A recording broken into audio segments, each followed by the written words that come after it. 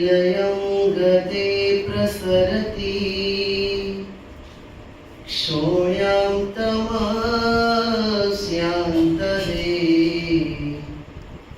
दिग्मूढेषु भवात्वगेषु परितः पीडैकशेषे विधौ कारुण्यादवतीर्यमुक्तिजननीं शिक्षामदाद्यामिमं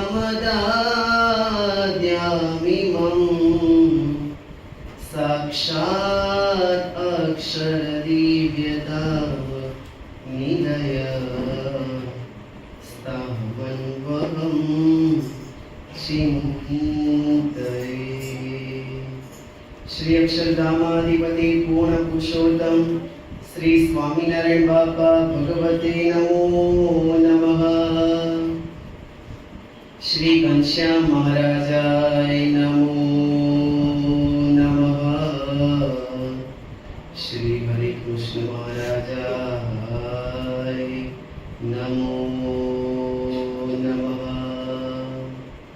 श्री सहजानंद स्वामी महाराजाय नमो नमः।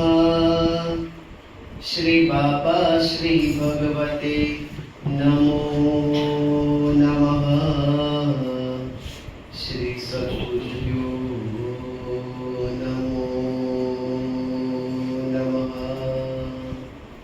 श्री स्वामीनारायण गादी आद्य आचार्य प्रवर धर्म धुरंधर सनातन धर्म सम्राट परम कल्याणकारी जीवन प्राण स्वामी बापा भगवते नमो नमः।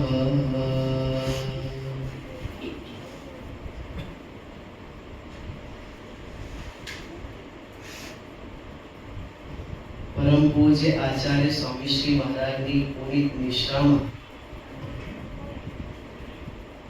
संतो भक्तों जे विचरण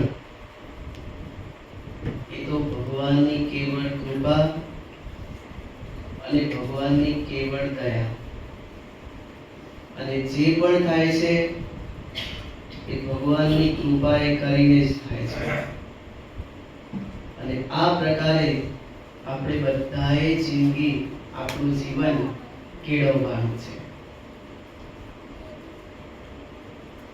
शिक्षापत्री सर्वजीव हितावह शिक्षापत्री महाग्रंथ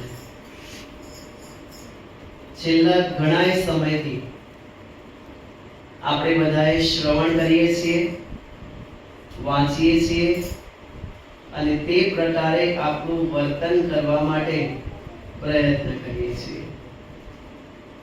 શ્રીજી મહારાજનો આપેલો આપણા માટેનો उत्तम उत्तम उपदेश रूपी ग्रंथ होय ने तो आ शिक्षापत्री छे। शिक्षापत्री में घणी बधी आज्ञाओं सामूहिक छे अने अमुक अमुक आज्ञाओं ज सेपरेट छे अने जोवा जईए तो थोड़ी आज्ञा पाड़ीए અને મહારાજનો વધારે પડતો રાજીપો પ્રાપ્ત કરીએ એવો આ ગ્રંથ છે। ઝીણી ઝીણી બાબતમાં મહારાજે બહુ મોટી વાતો કરી નાખી છે। પગ ક્યાં મૂકો અને પગ ક્યાં ન મૂકો, શું જમવું અને શું ન જમવું, કેવી રીતે બોલવું અને કેવી રીતે ન બોલવું,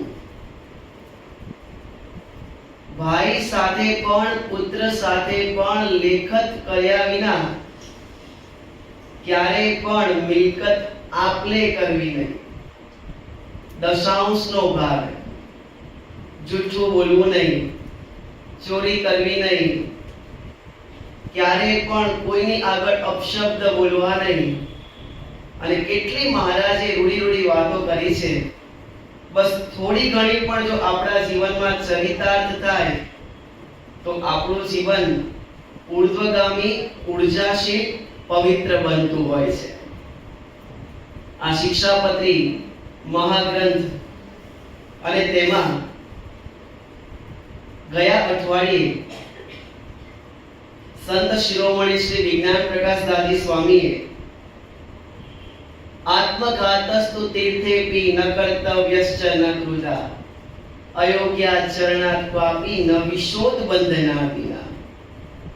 આત્મઘાત, કોઈ પણ પ્રકારનો આપતકાળ આવી પડે, અરે ગમે તેવું દેવું ના થઈ ગયું હોય, અરે ગમે તેવા ખોટા કર્મ ના થઈ ગયા હોય, પરંતુ ક્યારે પણ મહારાજ કહે છે આત્મઘાત તો કરવો જોઈએ નહીં.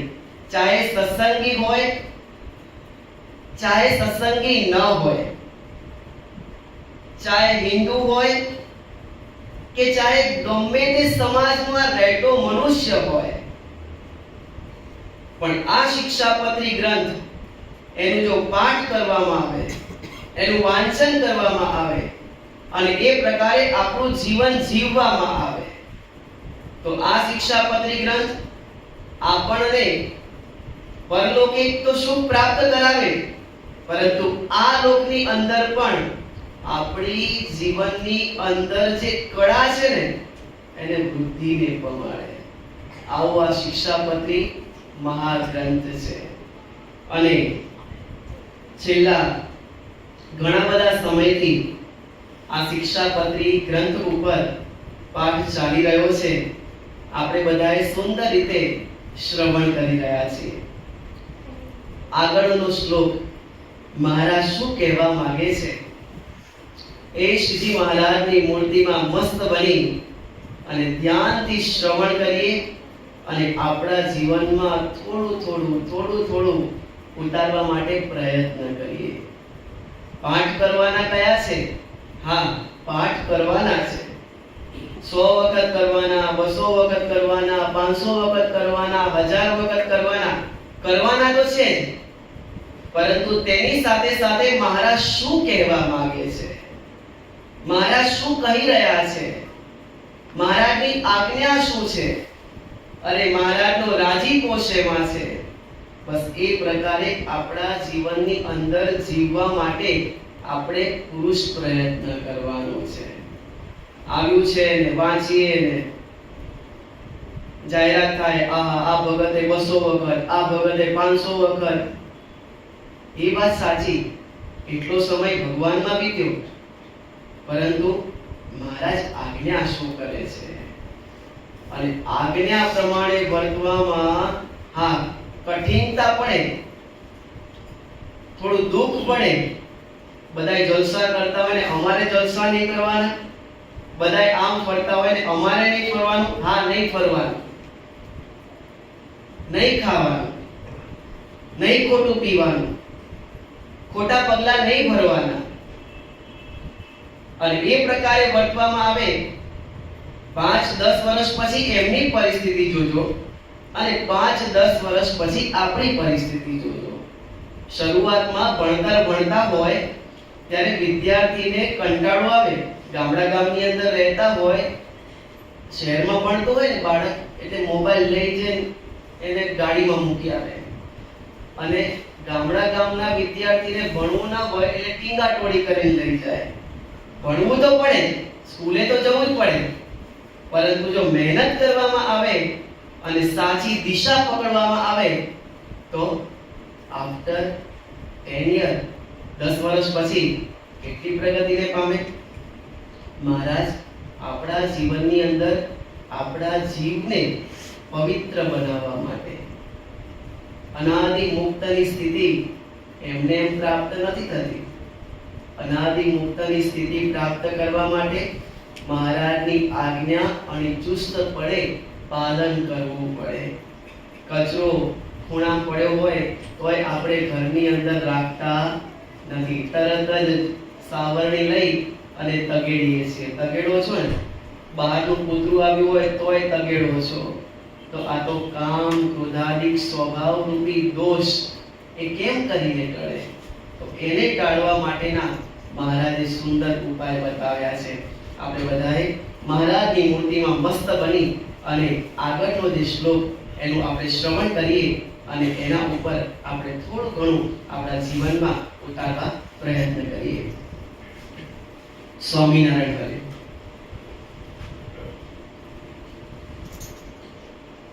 એક વખત આ સેવક બોલશે, આપણે બધાએ સામે એનું ફરીથી બોલીશું અને 2-3 વખત આનું આપણે સંસ્કૃતની અંદર પાઠ કરીશું અને પછી એને આપણે સમજવા માટે પ્રયત્ન કરીશું. ન ભક્ષ્યમ સર્વથા માંસમ,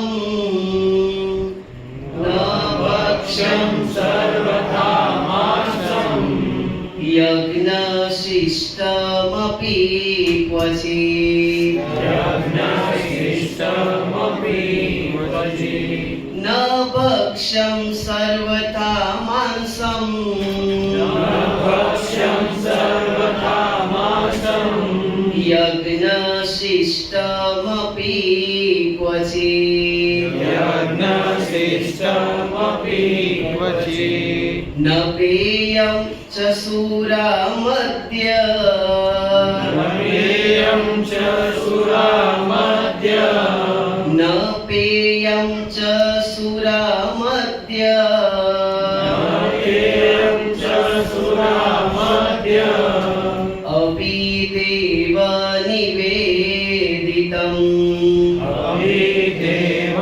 નિવેદિતં.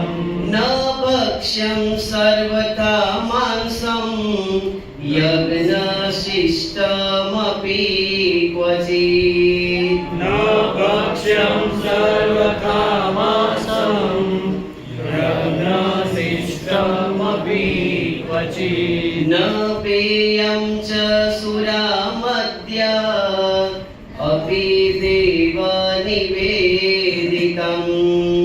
ન પેયં ચ સુરામદ્ય, અપિ દેવ નિવેદિતં.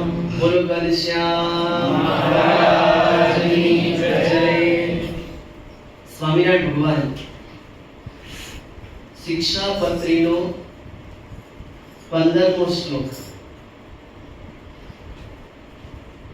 અનુષ્ટુપ છંદ, 4 પાદ અને એમાં પહેલા 2 પાદની અંદર મહારાજ સમજાવે છે, ન ભક્ષ્યમ સર્વથા માંસમ. મહારાજ કહે છે કે ક્યારેય પણ માંસ એનું ભક્ષણ કરવું જોઈએ નહીં. આગળ મહારાજ કહે છે એમ તો ન કરવું, પરંતુ યજ્ઞ શિષ્ટમ અપી ક્વચિત. અત્યારે તો થોડું ઓછું, પરંતુ પહેલાના જમાનાની અંદર જ્યારે મોટા મોટા યજ્ઞ થતા હોય, બાળકોના જન્મ થતા હોય અને લગ્ન થતા હોય અને કોઈ વ્યક્તિ ધામમાં ગયું હોય તો તેના નિમિત્તે કરી દેવ અને દેવીના મઠ મંદિરની અંદર સામાન્ય જીવ, અબોલ જીવ એનો વધેર થતો. દેવ અને દેવી એ ક્યારે પણ પોતાના શિષ્યોનો ભોગ લે નહીં. ઉપરથી ભોગ લેવાતો હોય તો એમાંથી બચાવે. ક્યારે માતા અને પિતા પોતાના સંતાનને દુખી કરે ખરા? ક્યારેય ન કરે. એ તો એનું જે પ્રકારે હિત થતું હોય એ પ્રકારના પ્રયત્ન કરે. પરંતુ એમના જેવા શિષ્યો અને જેવી એમની બુદ્ધિ અને જેવું એમના મનની અંદર ઉદ્ભવ થતા સંકલ્પ અને એને કારણે આ ખોટી રીત, ખોટી રસમ અને ખોટી માન્યતા અને એથી આગળ વધીને વાત કરીએ તો ખોટી અંધશ્રદ્ધા અને એના કારણે આ યજ્ઞની અંદર બકરી, બકરા, અબોલ જીવ એની હિંસા થતી હોય. મહારાજ કહે છે કે યજ્ઞની અંદર જે પ્રસાદી હોય એ પણ અમારા હરિભક્તોએ ક્યારેય પણ લેવી જોઈએ નહીં. ભક્તો, માંસાહાર, આપણે તો શાકાહારી છીએ. કેવા છીએ? શાકાહારી. ક્યારે પણ માંસ ખવાય નહીં. માંસ ખવાય નહીં. માંસનું પાપ કેટલું? શાસ્ત્રકારો 8 જગ્યાએ પાપ લખેલું છે. હિંસા કરવાની અનુમતિ આપનારા પહેલા, અનુમતિ આપનારા ખાલી આમ નિર્દેશ કરો ને કે અહીંયા આ પ્રાણી જાય છે, બસ આટલું નિર્દેશ કરો ને તો પણ પાપ લાગે. જેટલું પાપ ખાનારને લાગે, જેટલું પાપ મારનારને લાગે, એટલું પાપ નિર્દેશ કરનારને પાપ લાગે. પહેલું નિર્દેશ કરનાર, બીજું મારનાર, ત્રીજું માર્યા પછી એના અંગો છૂટા કરનાર, ચોથું વેચનાર, પાંચમું ખરીદનાર, છઠ્ઠું લાવનાર, સાતમું રાંધનાર અને આઠમું એને હરખે હરખે ખાનાર. આ બધાનું પાપ એક જ છે. નિર્દેશ કરવાથી માંડીને છેક ખાવા સુધી ક્યારે પણ માંસ, પહેલા તો ક્યારે કોઈને મરાય નહીં, ક્યારે કોઈને પીડાય નહીં. મહારાજ કહે છે વચનામૃતની અંદર માંસ ખાધું ક્યારે કેને કહેવાય? તો કોઈ ગરીબ વૃત્તિવાળા વ્યક્તિ હોય અને એને જ્યારે પીડા આપવામાં આવે ને એ પણ માંસ જમ્યા તુલ્ય છે. ગરીબ સ્વભાવવાળો હોય, ભગવાનનો ભક્ત હોય, કોઈનું ક્યારે કશું કાંઈ કરતો ના હોય અને જ્યારે એને પીડવામાં આવે ને અને ત્યારે જ્યારે એના અંતર આત્મામાંથી જ્યારે ભગવાન પોકારે ને ત્યારે સામે પીડનાર વ્યક્તિનું અધઃપતન નીકળી જતું હોય છે. માટે ક્યારે પણ માંસ ખાવું એટલે શું? આ લોકના પશુ, આ લોકના એ પશુને માર્યા પછી જે પણ માંસ હોય એ ખાવું, એ માંસાહાર કહેવાય? એ તો ખરું જ, પરંતુ તેની સાથે સાથે કોઈ પણ ગરીબ વ્યક્તિ હોય, ગરીબ સ્વભાવવાળો હોય, ભગવાનનો ભક્ત હોય અને જ્યારે એને મનથી પીડા આપવામાં આવે, શબ્દથી પીડા આપવામાં આવે, આ બધુંય માંસાહાર તુલ્ય છે. પરિવારની અંદર જ્યારે કોઈ બોલી ન શકતું હોય અને ત્યારે એવા વ્યક્તિને જ્યારે શબ્દરૂપી બાણ મારવામાં આવે, જ્યારે એને મનરૂપી બાણ મારવામાં આવે, એને પીડા આપવામાં આવે, એ બધુંય માંસ તુલ્ય છે. માટે ક્યારે પણ કોઈએ પણ પરિવારની અંદર ક્યારે કોઈને ઊંચા શબ્દે કરીને, ખોટા શબ્દે કરીને વગોવવા નહીં અને ક્યારે કોઈને અંતર દુભાવવા નહીં પડતો. અને જેટલા અંતર દુભાવવાથી ભગવાન પુરારી થાય ને એટલા ભગવાન બીજા ક્યારેય કરીને ભગવાન પુરારી થતા નથી. મહારાજ પહેલું આ સમજાવે છે, 8 પ્રકારે કરીને માંસનું ભક્ષણ થાય. બીજી વસ્તુ, શાકાહારી અને માંસાહારી. થાકતા નથી ને? થોડો વિષય ગહન છે, ઊંડો છે, થોડી ઊંઘ આવશે, પણ થોડી આંખો ખુલ્લી રાખજો. બહાર જોવા માટે જતા હોય, મોબાઈલમાં જોતા હોય, કેવું ખુલ્લું રહે છે. ભારત સાઉથ આફ્રિકાની છેલ્લી મેચ હોય, 30 બોલમાં 30 રન કરવાના, સાઉથ આફ્રિકાને બાકી હોય, કેવી આંખ ખુલ્લી રહે છે ને? બસ એ પ્રકારે થોડુંક રાખજો, આનંદ આવશે. થોડુંક ઊંડો ગહન વિષય છે, એને આપણે સમજવા માટે પ્રયત્ન કરીએ. શાકાહારી એટલે કોણ અને માંસાહારી એટલે કોણ? શાકાહારી હોય ને એ જ્યારે જન્મ પામે ત્યારે એની આંખો ખુલ્લી હોય અને માંસાહારી જ્યારે જન્મ લે ને ત્યારે એની આંખો ઘણા બધા દિવસ સુધી બંધ હોય. બીજી વસ્તુ, શાકાહારી હોય ને એને પરસ્યો વળે. આપણે સેવા કરીએ, બહારનું કામ કરીએ, દોડીએ. પહેલાના જમાનાની અંદર, આ તો વાત નીકળી એટલે દોડવાની વાત આવી ને, એટલે પહેલાના જમાનાની અંદર ઘરે જમતા અને બહાર, સમજાય છે ને? થોડા ઘણું સમજી જજો. અને હવે બહાર જમીએ છીએ અને બોલો ઘનશ્યામ, આપણે દોડીએ છીએ, આપણને પરસ્યો વળે. જ્યારે સિંહ, વાઘ ગમે તેટલું દોડે ને, હાંફે ખરા, પણ પરસ્યો ક્યારે વળે નહીં. ત્રીજી વસ્તુ, શાકાહારીના નખ બહુ નાના હોય, માપના હોય, સમતલ હોય, ક્યારે કોઈને વાગે નહીં એવા હોય. એના દાંત ક્યારે કોઈને કરડે નહીં એવા હોય. જ્યારે માંસાહારી પ્રાણી હોય એના દાંત અને નખ અસ્ત્ર જેવા હોય, ક્યારે કોઈને ફાડી ખાય ખબર પડે નહીં. જો સિંહ, વાઘ, ચિત્તો, કૂતરું, બિલાડી, એના નખ, એની પ્રકૃતિ જોજો. અને ગાય, ભેંસ, હરણ, સસલા, એના નખ, એના દાંત અને એની પવિત્રતા જોજો. શાકાહારી અને માંસાહારીમાં આટલો તફાવત છે. આની સાથે સાથે આપણા નખ પણ માપના રાખવા. હા, જે વધારવાના એ શાકાહારીની નિશાની નથી, સમજી જજો. બહુ કહેવાય નહીં, કહીએ તો પછી થોડું અઘરું પડે, પણ સમજી જજો બધાય. ચાણક્ય નીતિની અંદર ચાણક્ય મુનિ સમજાવે છે કોનાથી બીવું. નદીના, શસ્ત્રપાણીના, નખીના, શૃગીનામ તથા વિશ્વાસો નૈવ કર્તવ્યો સ્ત્રીષુ રાજકુલેષુ ચ. આપણે માત્ર એમાં પહેલા બે પાસ સમજવા માટે પ્રયત્ન કરીએ.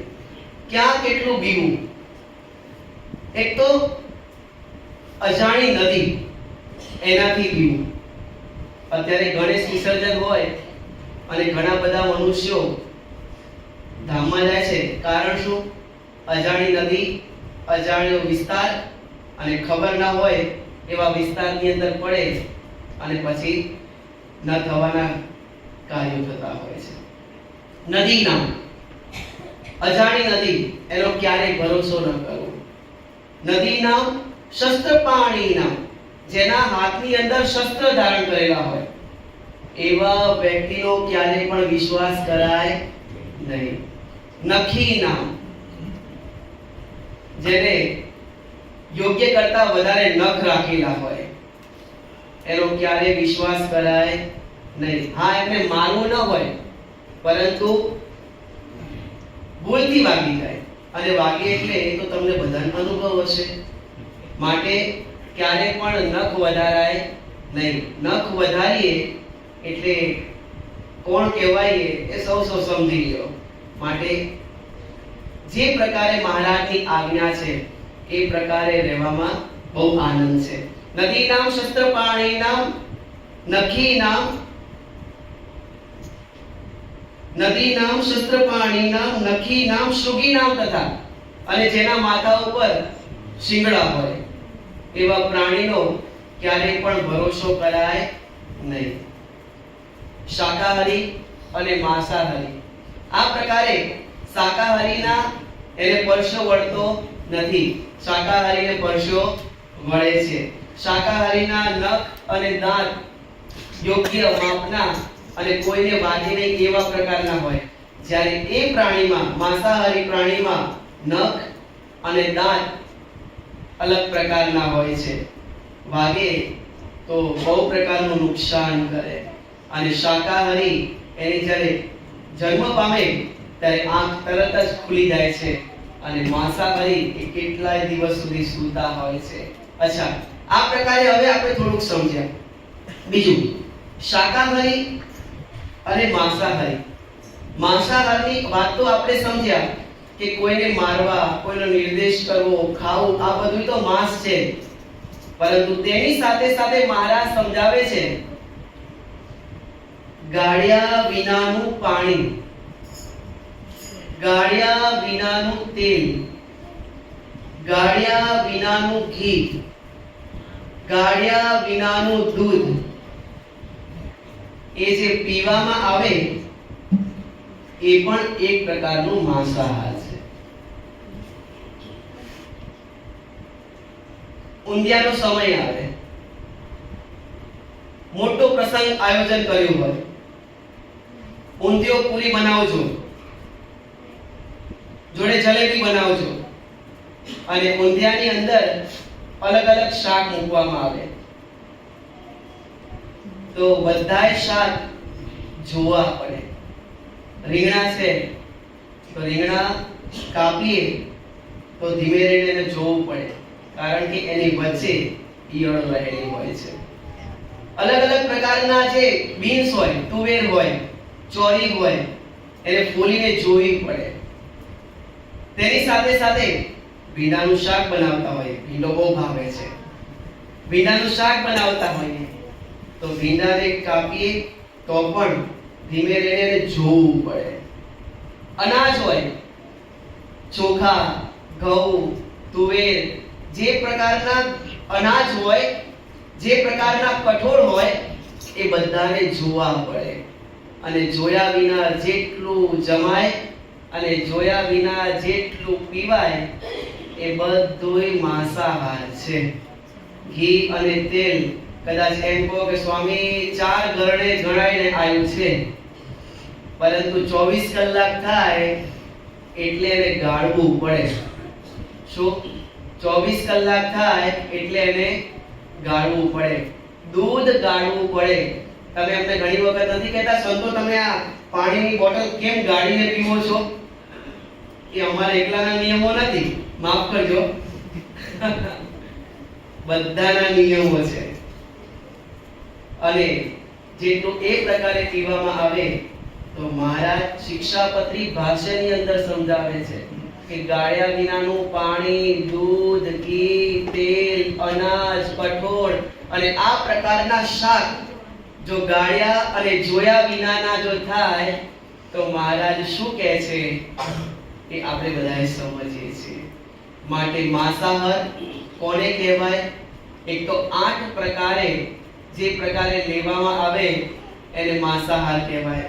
બીજું માંસાહાર મહારાજે સમજાવ્યું તે પ્રકારે આ ગાળ્યા વિનાનું અને જોયા વિનાનું અનાજ, કઠોળ અને આ પદાર્થ લેવામાં આવે તો એ બધુંય માંસાહાર કહેવામાં આવે છે. માટે આપણે બધાએ શ્રીજી મહારાજ કહે છે ન ભક્ષ્યમ સર્વથા માંસમ યજ્ઞ શિષ્ટમ અપી ક્વચિત. યજ્ઞનું શેષ વધેલું હોય તો પણ મહારાજ કહે છે કે એ લેવાય નહીં. તો પછી જાણી જોઈને ક્યારે પણ આવી રીતે માંસનું ભક્ષણ કરાય નહીં. અને ત્રીજું મહારાજ સમજાવે છે તે પ્રકારે ક્યારે પણ કોઈ પણ વ્યક્તિને શબ્દે કરીને, મને કરીને અને તને કરીને ક્યારે પણ દુભવવો જોઈએ નહીં. અને જેટલું દુભવવામાં આવે તો મહારાજ કહે છે કે એ પણ માંસ તુલ્ય છે. કેવું છે ભક્તો? માંસ તુલ્ય છે. એક અદ્ભુત પ્રસંગ યાદ આવે છે. એક વ્યક્તિ મદ્રાસ, ચેન્નઈમાં એક દરિયા કિનારે સફેદ શાલ ઓઢીને બાકડા ઉપર બેઠા હતા. હાથમાં ભગવદ ગીતા હતી. શું હતું? ભગવદ ગીતા હતી. ગ્રંથનું વાંચન કરતા હતા. ત્યાં એક યુવાન ત્યાંથી પસાર થયો. મોટા વ્યક્તિ લાગ્યા, પગે લાગ્યા. પગે લાગીને કહે છે શું વાંચો છો? ભગવદ ગીતા. અરે આટલા મોડર્ન યુગની અંદર તમે ભગવદ ગીતા વાંચો છો? ચોરી કેની થાય? સરસ્વતીની થાય કે લક્ષ્મીની થાય? ચોરી કેની થાય? લક્ષ્મીની. સરસ્વતીની ક્યારે ચોરી થાય? ક્યારે ન થાય. આખી બેંક લૂંટાય પણ પેન કોઈ લઈ ગયું. મંદિરની અંદર બીજું બધું લઈ જાય પણ ક્યારે પુસ્તક લઈ ગયું? ટેબ્લેટ ને અંદર મૂકવું પડે, લોકની અંદર. મોબાઈલ ને હાંચવી મૂકવો પડે પણ વચનામૃત ને હાંચવી મૂકવો પડે. ગાદી પર કેટલા દિવસથી છે? કોઈ વાંચે ખરા? સમજાય છે ને? સરસ્વતીની ક્યારે ચોરી ન થાય. ચોરી તો માત્ર ને માત્ર લક્ષ્મી અને લક્ષ્મીમાંથી ઉત્પન્ન થયેલા જે પદાર્થ એની ચોરી થતી હોય. એમ કહે છે કે આજના મોડર્ન યુગની અંદર તમે આ ભગવદ ગીતા વાંચો છો, ઓલા કહે છે કે આની અંદર જેટલું જ્ઞાન છે ને અને એ જ્ઞાન શીખવામાં જેટલો આનંદ છે ને એટલો બીજામાં આનંદ નથી. ત્યારે ઓલો યુવાન કહે છે કે એ તો તમારી ભ્રાંતિ છે, મનના માનેલા બધા વિચારો છે. ઓલા થોડાક ઉંમરલાયક વ્યક્તિ એને કહે છે કે શું ભણો છો?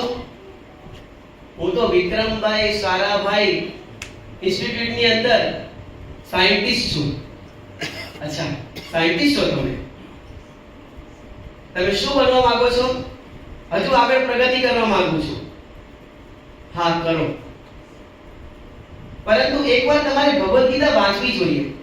હા ના ચળવળ વચ્ચે એમને એવું લાગ્યું ઓલા યુવાનને કે આ તો બુઢા છે, બુઢાની પ્રકૃતિ વળી ગઈ છે, નહીં માને, આ ગરડા માનશે નહીં. આજના જુવાનિયાઓ કહેતા હોય ને કે ગરડાઓ નથી માનતા, ગરડાઓ નથી માનતા, ગરડાઓ નથી માનતા. અરે ભાઈ, યુવાનીના છોડને અનુભવના ફૂલ બહુ મોડા આવતા હોય છે. શું? યુવાનીના છોડને અનુભવના ફૂલ બહુ મોડા આવતા હોય છે. માટે સમજી જઈએ ને ત્યારથી સવાર. અનુભવી જેટલું કહેતા હોય ને એમના જીવનની અંદર અનુભવ એમનો કહેતા હોય છે. શું કહેતા હોય છે? એમનો અનુભવ કહેતા હોય છે. અને તે પ્રકારે યુવાન માન્યા નહીં. બે ગાડી ત્યાં આવી, મર્સિડીઝ ગાડી આવી. એકની અંદર કમાન્ડો હતા અને તરત જ ઉતર્યા. ઓલા થોડા ગરડા દેખાતા એમની પાસે ગયા, સલામી કરી, બોલાવ્યા, ગાડીનો દરવાજો ખોલ્યો, પ્રેમથી બેસાડ્યા. યુવાનને થયું કે માનો કે ન માનો, આ કોઈ મોટા માણસ લાગે છે. શું વિચાર કરે છે? આ કોઈ મોટા માણસ લાગે છે. એમની પાસે આવે, આવીને પછી ધીમે રહીને પૂછે છે, તમે કોણ છો? અને ત્યારે ધીમે રહીને કહે છે, તમે જે ઇન્સ્ટિટ્યૂટની અંદર સાયન્ટિસ્ટ થયા છો ને આગળ પ્રગતિ કરવા માંગો છો ને એનો માલિક વિક્રમભાઈ હું પોતે છું. અને પછી કીધું કે લ્યો આ પુસ્તક હું તમને આપું છું, આ વાંચજો અને વિચારજો, જીવનની અંદર બહુ પ્રગતિ કરશો. અને વિચાર કરો ભક્તો, એ ગ્રંથ એનું એમને વાંચન કર્યું અને એમના જીવનની અંદર પ્રગતિ કરી કે મારે હવે માંસ ખાવું નથી. એ બીજું કોઈ નહીં, આપણા ભારત દેશના ભૂતપૂર્વ રાષ્ટ્રપતિ આપણા અબ્દુલભાઈ કલામ. જો એક ખાલી પરોક્ષ શાસ્ત્ર, અને એ પરોક્ષ શાસ્ત્ર પણ એક હિન્દુ નથી છતાં મુસલમાન છે, એના જીવનની અંદર પણ જો આટલી પ્રગતિ કરાવી આપતું હોય તો આપણો શિક્ષાપત્રી મહાગ્રંથ એનું આપણે વાંચન, શ્રવણ અને આપણા જીવનની અંદર થોડું પરિવર્તન કરીએ તો શું પ્રગતિ ન કરાવે? કરાવે જ ભક્તો. અને આ માંસનું ફળ તો જમપુરી કરતા પણ વધારે અલગ કહ્યું છે ભક્તો. માટે ક્યારેય પણ મહારાજ કહે છે ક્યારેય પણ માંસ ખાવું નહીં, માંસનો નિર્દેશ કરવો નહીં અને માંસ લેવા પણ જવું નહીં. અને એ પ્રકારે મહારાજ આજ્ઞા કરે છે. એક અદ્ભુત પ્રસંગ, ઉપલેટા ગામ, અને ઉપલેટા ગામની અંદર એક બહેન રહે. બીજા એક બહેન લગ્ન કરીને એ ગામની અંદર આવે.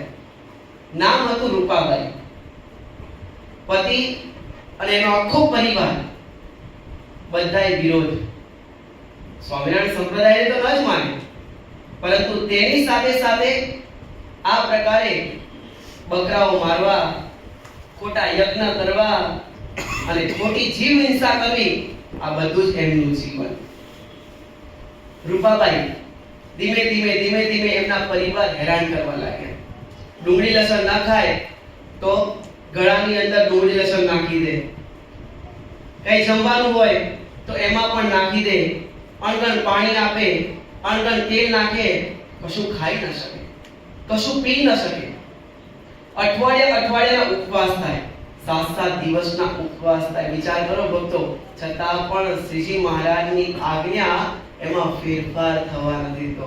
કેટલી એ બહેનમાં ભગવાનની નિષ્ઠા હશે. અને ધીમે દિવસો પસાર થતા ગયા. એમ કરતા એના પતિમાં આ રૂપાબાઈએ ધીમે ભગવાન સ્વામિનારાયણના દિવ્ય ગુણો એમનામાં નાખ્યા. અને નાખતા એમના પતિને થયું કે માનો કે ન માનો, સ્વામિનારાયણ સંપ્રદાય સાચો છે, સ્વામિનારાયણ ભગવાનની આજ્ઞા સાચી છે. આ અબોલ જીવ એને મરાય કેવી રીતે? એક વિચાર કરો, આપણને ખાલી કોઈ આમ કરી જાય તો પણ કેટલું દુઃખ થાય છે. એક શબ્દ બોલી જાય તો પણ કેટલું દુઃખ થાય છે. કોઈ ખાલી ખૂણામાં વાત કરતા હોય તો આપણને એમ લાગે કે આ મારી વાત કરે છે, તો પણ કેટલું દુઃખ લાગે છે. જ્યારે અબોલ પ્રાણી નથી બોલી શકતા એને મારીએ છીએ, હિંસા કરીએ છીએ, પ્રેમથી રાંધીએ છીએ અને હરખે ખાઈએ છીએ. આનું ફળ શ્રીજી મહારાજની મૂર્તિનું સુખ નહીં, યમપુરીના અધિકારી થાય આ બધા. અને રૂપાબાઈ દિવ્ય કારણ સત્સંગના ગુણ એ પતિમાં નાખ્યા. અને ધીમે એમને 4 દીકરા થયા. પહેલો દીકરો થયો ત્યારે એમના પરિવારના સાસુ કહે છે આપણા દેવ દેવીને ભોગ આપવો પડે. બીજો દીકરો થયો, ભોગ આપવો પડે. ત્રીજો દીકરો થયો, ભોગ આપવો પડે. અને ચોથો દીકરો થયો, ભોગ આપવો પડે. પરંતુ રૂપાબાઈ કસના મસ ન થાય. મારા મહારાજની આજ્ઞા શું છે? પરંતુ આ બધાએ જે રૂપાબાઈ રસોડામાં કામ કરતા હતા ત્યારે 4 નાના દીકરાઓને લઈ અને એમના સાસુ એમના દેવી પાસે ગયા અને મારવા માટેની તૈયારી કરતા હતા. 4 બકરા. વિચાર કરો, આપણે તો બોલીએ તો પણ આપણને એમ થાય કે આવી રીતે શું આટલી અંધશ્રદ્ધા સુધી માણસ વળી ગયા હોય છે? કેટલી અંધશ્રદ્ધા! કોઈ દેવ અને દેવી ક્યારે રાજી થાય? આવી રીતે રાજી થાય ખરા? કે એમના દીકરા દીકરી કે જીવ જંતુને મારીને ક્યારે કોઈ રાજી થાય ખરા? ક્યારે ન રાજી થાય. પરંતુ એમના સાસુ લઈ ગયા, તૈયારી કરતા હતા. અને એ જ ગામના મલાઈબાઈ દોડતા એમને ખબર પડી એટલે રૂપાબાઈની પાસે આવ્યા અને રૂપાબાઈને કહેવા લાગ્યા કે રૂપા, તારા દીકરાઓ ક્યાં છે? ત્યારે રૂપાબાઈ કહે છે તો રમતા હશે. અરે ક્યાંય રમતા નથી, જો દેવીના મઠે લઈ ગયા છે અને 4 દીકરાઓની સામે 4 બકરીઓ મૂકી છે ને મારવા માટે તૈયાર થયા છે. અને જ્યારે એને હેરાન કરવામાં આવે અને જ્યારે પછી એનામાં ભગવાન પ્રવેશ કરે ને પછી ક્યારે કોઈની નહીં. એ જ્યારે વિપરે પછી ક્યારે કોઈના નહીં. જ્યાં સુધી હાચવે ત્યાં સુધી હાચવે, પણ જ્યારે વાઘણનું સ્વરૂપ ધારણ કરે ને પણ પછી ત્યારે કોઈનું ના કહેવાય. અને આ તો ભગવાન વિરુદ્ધનું કામ હતું. પછી છોડે ખરા? 4 દીકરાઓને બચાવવા માટે એ બહેન દોડતા ગયા. દેવીની પાસે તલવાર હતી. તલવાર લઈ અને એના સાસુને આપી અને કહ્યું કે જો તારી દેવીએ આ 4 દીકરા આપ્યા હોય ને તો અત્યારે બકરીના નહીં પરંતુ મારા 4 દીકરા છે ને એને તું મારી નાખ. તારી દેવીએ જ આપેલા છે ને, બકરીનો ભોગ શું કામ લો છો? આ 4 દીકરાને મારી નાખો. અને આ પ્રકારે કહ્યું અને બીજા અનેક શબ્દોએ કરી. જ્યારે વાક બાણ છૂટ્યા અને ત્યારે પછી એમને છોડી મૂકવામાં આવે કે જા લઈ જા. અને મહારાજની આ પ્રકારે આજ્ઞા પાડી તો જ્યારે અગ્નોત્તરો કાળ પડ્યો, ખાવાના સાંસા હતા, પાણી પીવાના સાંસા હતા અને તેવા સમયે આર્તનાદે આ રૂપાબાઈ ભગવાનને પોકારે છે, મહારાજ બચાવો, મહારાજ બચાવો, મહારાજ બચાવો, મારા ચારે ચાર દીકરાઓ ભૂખ્યા છે, મહારાજ બચાવો. અને ત્યારે મહારાજ અંતર્યામી સ્વરૂપે ત્યાં મહારાજ પ્રગટ થાય છે અને કહે છે કે રૂપા શું તકલીફ છે? અરે મહારાજ, આ કાર્ડ એવો તમે આપ્યો છે, ખાવા માટે અન્ન નથી, બહુ ગરીબ છીએ મહારાજ, પાણી નથી પીવા માટે, કાં તો અહીં રાખવા હોય તો થોડું અન્ન પાણી આપો, નહીં તો મૂર્તિના સુખે સુખિયા કરી દો. અને ત્યારે સ્વામિનારાયણ ભગવાન કહે છે કે બહેન, તારા ઘર ઓરડાની અંદર કોઈ અનાજ પડ્યું છે ખરું? અને તેવા સમયે રૂપાબાઈ કહે છે કે મહારાજ જોઈ આવું. અને રૂપાબાઈ અંદર ઓરડાની અંદર જોવા માટે જાય છે તો એક નાના પીપની અંદર અધવણ જુવાર પડી હતી.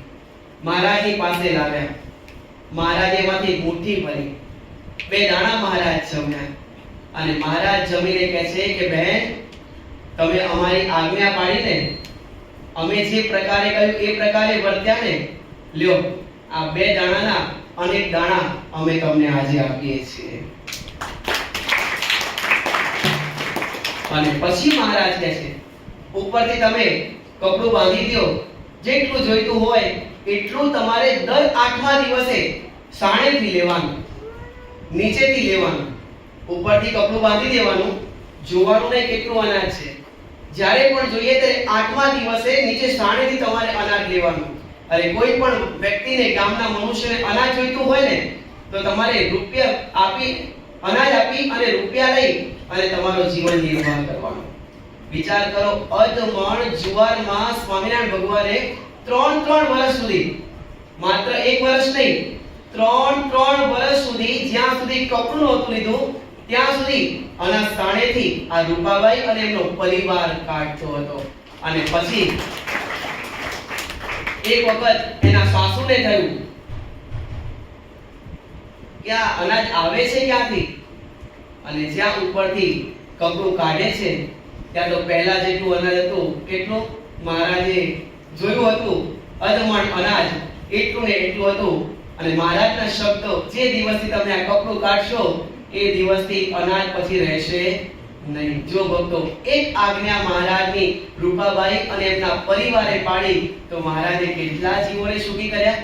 આ શ્રીજી મહારાજે અહિંસામય યજ્ઞ શા માટે કર્યા? સમજાય છે ને?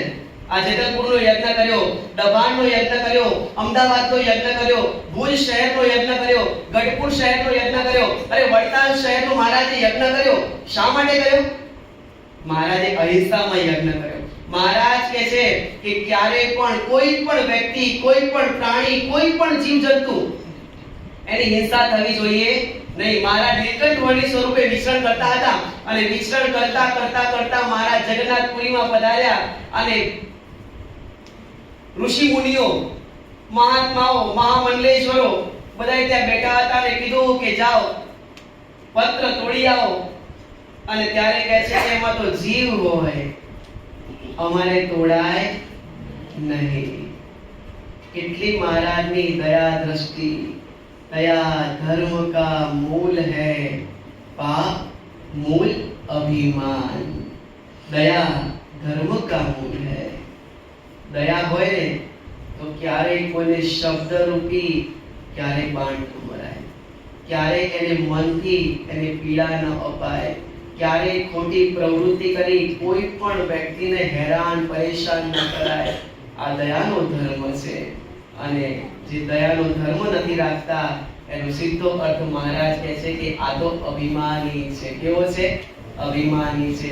પેશવા સરકાર એને ખબર પડી અને એને 2 જણા કહેવા માટે આવ્યા, કાન ભંભેરણી કરવા માટે આવ્યા કે મહારાજે પહેલા દબાણનો યજ્ઞ કર્યો, એમાં તારા પિતાનું મૃત્યુ થયું. પેશવા કહે છે કે કેવો યજ્ઞ કર્યો?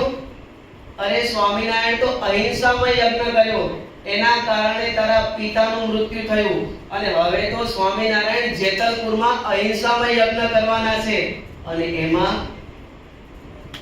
હવે તારું મૃત્યુ થવાનું છે. અને આ વાત સાંભળી અને ત્યાં તો એને લશ્કર મોકલ્યું. પરંતુ જ્યાં સર્વાવતારી પૂર્ણ પુરુષોત્તમ ભગવાન સ્વયં કાર્ય કરતા હોય એમની આગળ આવા પેશવા જેવા મત્સરિયા ક્યારે હેરાન કરી શકે ખરા? અરે મહારાજની કપટે કરીને પધરામણી કરાવડાવી, અરે મહારાજને તેલના કૂવામાં નાખી દેવા માટે પ્રયત્ન કર્યા, પરંતુ જ્યાં તો સર્વાવતારી પૂર્ણ પુરુષોત્તમ ભગવાન હોય, અનંત બ્રહ્માંડોનું ઉથલ પાથલ કરતા હોય, અમદાવાદના 7મા વચનામૃત પ્રમાણે મહારાજે કહ્યું કે અમારા પગને અંગૂઠે કરીને એક બ્રહ્માંડ ડગાવો તો મહારાજ કહે છે કે અસંખ્ય બ્રહ્માંડની પૃથ્વી ડગવા લાગે એવા અમે સમર્થ છીએ. વિચાર કરો, અરે ઘરની અંદર તો આપણે ગમે તેટલું કઈ થાકે તોય નથી માનતા, તો અંગૂઠાની વાત ક્યાં રહી? હા, વાત એમ જ હોય છે ને. જ્યારે મહારાજ શું કહે છે? અમારા પગને અંગૂઠે કરીને એક આ બ્રહ્માંડને ડગાવી. અરે એક ડોલ ડગે, 10 કિલોની લોટની ડોલ હોય, સ્વામી ઘઉંની ડોલ હોય, ડગે ખરી? ન ડગે. જ્યારે મહારાજ કહે છે અમારા પગને અંગૂઠે કરીને આ પૃથ્વી આ બ્રહ્માંડને ડગાવી, ખાલી અંગૂઠે કરીને મહારાજ આ બ્રહ્માંડને ડગાવી દે. વિચાર તો કરો, એમાં મહારાજનું કેટલું સામર્થ્ય છે. મહારાજ કહે છે કે એક પગને અંગૂઠે કરીને આ પૃથ્વીને આ બ્રહ્માંડને ડગાવીએ તો અસંખ્ય બ્રહ્માંડની પૃથ્વી ડગવા લાગે. અને મહારાજને પરાસ્ત કરવા માટે, મહારાજનો વિનાશ કરવા માટે પેશવા સરકારે પેત્રો રચ્યો અને મહારાજને કહે છે કે લ્યો મહારાજ બેસો, આ તમારા માટે જાજરમાન સિંહાસન તૈયાર કર્યું છે. અને ત્યાં પછી સ્વામિનારાયણ ભગવાને હસ્તમાં રહેલી જિષ્ટિકા આમ જ્યાં અડાડી અને ત્યાં તરત જ સિંહાસન આખું ગયું કૂવામાં, અને ત્યાં દેવાનંદ દંડી બેઠી રડીના હતા. તરત જ બોલી ગયા અને બોલવા જતા હતા કે અત્યારે ને અત્યારે અમદાવાદ શહેરનું અધપતન દટ્ટન સોપટ્ટન થઈ જાય. આ પ્રકારે બોલવા માટે જ્યાં જતા હતા મહારાજ તરત પામી ગયા. મહારાજે તરત હાથ પકડી લીધો. મહારાજ કહે છે કે આપણો ધર્મ તો દયાનો છે. શું કહે છે મહારાજ? આપણો ધર્મ તો દયાનો છે. કેવો છે? દયાનો. હા, આપણો ધર્મ દયાનો છે. અને આપણે એમના જેવા થઈએ તો પછી આપણામાં અને એમનામાં શું તફાવત? આપણો ધર્મ દયાનો છે. હોય હશે, પરંતુ મહારાજે એ વખતે માત્ર ને માત્ર 3 વખત ચપટી વગાડી અને મહારાજે સંકલ્પ કર્યો કે આ 3 મહિનાની અંદર આનું રાજ્ય જાઓ. અને તરત જ 3 મહિના પૂરા થયા નહીં અને પેશવાનું રાજ્ય અમદાવાદ શહેરમાંથી જતું રહ્યું. જો ભક્તો, ભગવાન સ્વામિનારાયણે અહિંસામય યજ્ઞ કેમ કર્યા? દયાને માટે કર્યા. દયા ધર્મ કામો હે. ભુજ શહેરની અંદર જગજીવન મહેતો મહારાજની સામે પડ્યો હતો. શેના માટે? કારણ કે મહારાજ અહિંસામય યજ્ઞ કરતા હતા અને એમાં જગજીવન મહેતાને મહારાજના જે વચન તે ફાવતા નહોતા. એને પોતાને હિંસામય યજ્ઞ કરવા હતા અને એના માટે જગજીવન મહેતા મહારાજની સામે પડ્યો હતો. પરંતુ તેમાં પણ તે ફાવ્યા નહીં, કારણ કે જીત સદાયને માટે સત્યની, જીત સદાયને માટે દયાની થતી હોય છે. કોની થતી હોય છે? જીત સદાયને માટે સત્યની અને જીત સદાયને માટે દયાની થતી હોય છે. બસ આપણા જીવનની અંદર પણ આવી દયાભરી દ્રષ્ટિ દરેકની ઉપર રાખીએ, પ્રેમથી રહીએ, પ્રેમથી જીવન જીવીએ અને પ્રેમથી દરેકને જીવન જીવવા દઈએ. બસ આ મૂળ સિદ્ધાંત આપણા કારણ સત્સંગનો, બસ એ પ્રકારે આપણું જીવન જીવીએ. મહારાજે સમજાવ્યું તે પ્રકારે પહેલા 2 પાદ ન ભક્ષ્યમ સર્વથા માંસમ યજ્ઞ શિષ્ટ મફી. પછી માંસાહાર કોને કહેવાય અને શાકાહાર કોને કહેવાય? ક્યારે પણ કોઈને પણ ઊંચા શબ્દે કરીને, ખોટા શબ્દે કરીને અને દાવ પેચમાં લઈને પણ ક્યારેય કોઈનો વિનાશ આદરવો નહીં. એમાં તો આપણે જ આપણો વિનાશ આદરીએ છીએ. શું? પરિવારનો આપણે જ્યારે વિનાશ આદરીએ છીએ ને, એક સિદ્ધાંત છેલ્લો સમજી લઈએ. આપણે જ્યારે પરિવારની અંદર કોઈ પણ વ્યક્તિનો આપણે જ્યારે વિનાશ કરવા માટે પ્રયત્ન કરીએ છીએ ત્યારે આપણે સમજી લેવું કે આપણે અંતે તો આપણા પરિવારને જ તોડીએ છીએ. શું કરીએ છીએ? આપણે આપણા પરિવારની અંદર જ તોડીએ છીએ. આ ચાહે રાજકારણની અંદર ભાજપ હોય કે કોંગ્રેસ હોય, અંદર જો બનતું ન હોય ને અંદર તોડે તો અંતે વિનાશ કોનો? પોતાની પાર્ટીનો જ ને. અંતે વિનાશ કોનો? અંતે પોતાની પાર્ટીનો. તે જ પ્રકારે આપણા પરિવારની અંદર સ્વામિનારાયણ ગાદીનો પરિવાર, સ્વામિનારાયણ સંપ્રદાયનો પરિવાર, એમાં જ્યારે આપણે ખલેલ પહોંચાડીએ, ક્યારે કોઈને શબ્દ કે કોઈને વાત બાણે કરીને કે કોઈ દાવ પેચે કરીને જ્યારે કોઈનો વિનાશ સર્જે ને, અર્થાત અંતે તો આપણે આપણા પરિવારને તોડીએ છીએ. અને સીધો અર્થ મહારાજે કહ્યું તે પ્રકારે એ માંસાહાર છે. શું છે? માંસાહાર. બસ આપણે કોઈ પ્રકારે વસ્તુ પદાર્થ ક્યારે પણ જોયા ગાળ્યા વિનાના પીવા નહીં. ઓલા તો આપણે ખાવાના જ નથી, પરંતુ આ પ્રકારનું માંસાહાર આપણે ક્યારે પણ કરીએ નહીં.